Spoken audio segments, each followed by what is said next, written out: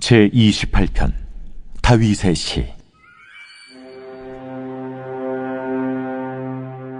여호와여, 내가 주께 부르짖으오니 나의 반석이여, 내게 귀를 막지 마소서.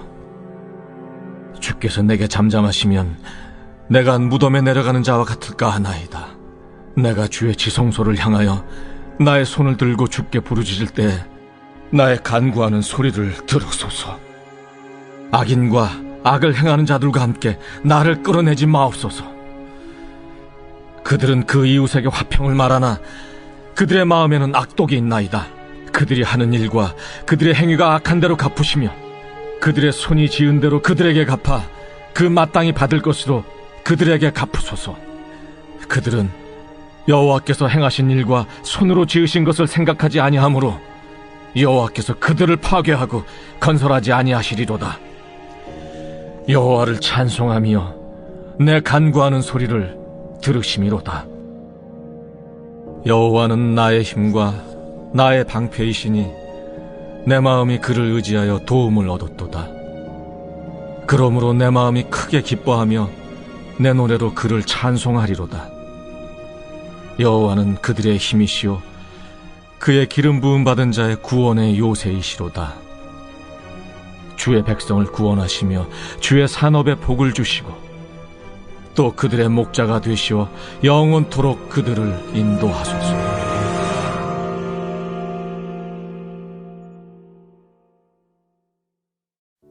오늘 시편 28편은 두 부분으로 나누는데 1절에서 6절까지는 우리를 악인들과 구별해 주실 것을 하나님께 탄원하는 내용의 시이고요. 6절 이후부터는 하나님의 은혜와 능력을 찬양하는 찬양시입니다. 오늘 본문 말씀에서의 다윗은 하나님과의 대화를 두 가지 방법을 통해 하고 있다는 것을 알 수 있습니다. 그 첫 번째 방법이 기도였습니다. 6절 말씀에 내 간구하는 소리를 들으심이로다. 우리는 기도할 때 이러한 믿음을 가져야 합니다. 나의 기도는 결코 땅에 떨어지지 않으며 하나님께서는 우리의 모든 기도를 듣고 계신다는 믿음 말입니다. 우리의 기도가 실패할 수밖에 없는 이유는 분명히 있습니다. 무엇일까요? 아이러니하게도 기도하는 자에게 가장 필요한 믿음이 없다는 것입니다. 안타깝게도 기도에 대한 믿음이 없다는 것입니다. 기도해도 소용없다는 것, 기도해도 어차피 변화될 것은 없다는 은근한 생각이 우리를 주장하기에 기도의 힘이 없는 것입니다. 달라스 윌라드가 말한 대로 우리가 기도하든 안 하든 모든 일들은 원래대로 일어날 것이라는 생각이 믿음을 진실하게 고백하는 사람들에게 불안 요인이 되고 있다. 그런 생각은 심리적으로 기도하지 못하게 만들고 기도를 기껏해야 죽은 요식행위 따위로 만들어버린다. 여러분, 하지만 하나님께서는 오늘 기도하는 자들의 기도를 통해 역사하시는 분임을 우리는 기억해야 합니다.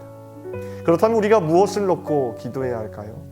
물론 우리는 하나님께서 세우신 기도의 사명자임을 믿고 중보기도 사역에 최선을 다해야 합니다.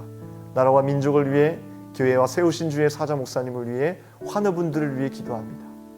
하지만 우리가 만약 실제로 내 자신 마음 가운데 있는 것을 놓고 기도하지 않는다면 우리의 기도는 중도에 멈추게 될 것입니다. 달라스 윌라드는 이렇게 말합니다. 솔직히 말하자면 우리에게 중요하지 않는 선한 것들에 대해 기도하려다 보면 기도가 소멸된다.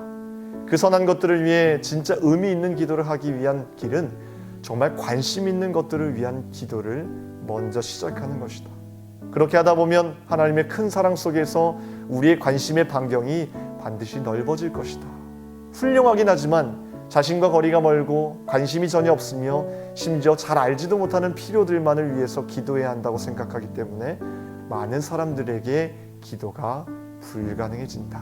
C.S. 루이스는 우리가 기도 속에서 우리 안에 있어야만 하는 것이 아니라 우리 안에 있는 것 그대로 하나님 앞에 드려야 한다고 말하였습니다. 또 한 가지 더 중요한 기도 제목이 있습니다. 오늘 다윗은 어떤 기도를 드렸나요? 3절에 악인과 악을 행하는 자들과 함께 나를 끌어내지 마옵소서.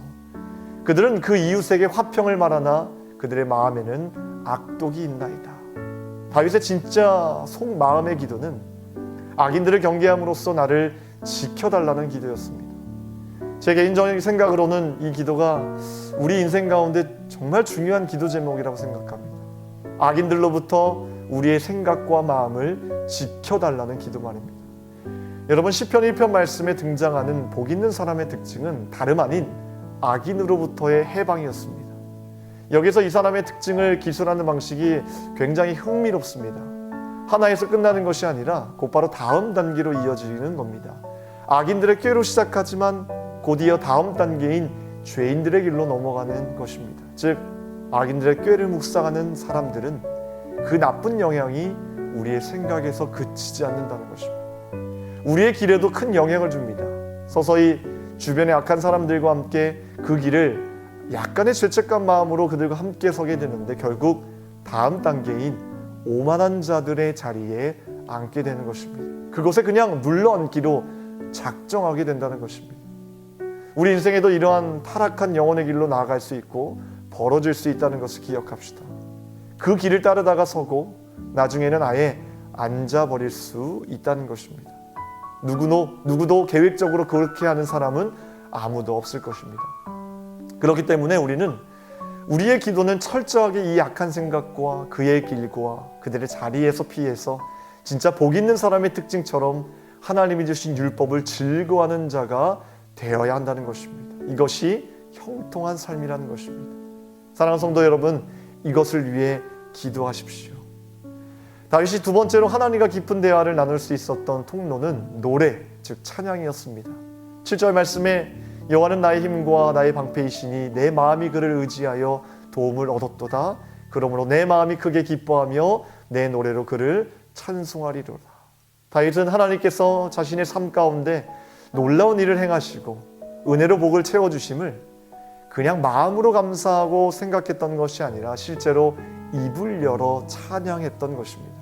이 찬양을 통해 하나님과의 깊은 사귐을 체험했던 것입니다. 여러분, 다윗이 경험한 것, 기도, 찬양은 하나님의 백성이라면 누구나 경험할 수 있는 것입니다. 우리 사랑하는 성도 여러분들도 이 새벽에 주님께서 허락하신 그 찬양과 기도를 통해 주님과의 깊은 사귐으로 나아가는 저와 여러분 되기를 주님의 이름으로 축원합니다. 기도하겠습니다. 하나님, 우리에게 기도하고 찬양할 수 있는 그런 귀한 믿음의 방편을 허락하여 주심을 감사합니다. 이를 통해 하나님과의 깊은 교제와 사귐이 정말 주님께 다가갈 수 있는 깊은 통로가 될 수 있도록 도와주시고, 우리의 소망과 우리의 고백이 우리의 찬양과 기도를 통해 날마다 선포되어질 수 있도록 도와주시옵소서. 기도와 찬양을 통해 주님이 공급하시는 능력을 받아 누릴 수 있도록 도와주시고, 오늘도 주님과의 그 깊은 대화 속에서 힘을 얻고 능력을 얻고 지혜를 얻을 수 있도록 도와주시옵소서. 우리를 구원하신 예수 그리스도의 이름으로 기도합나이다. 아멘.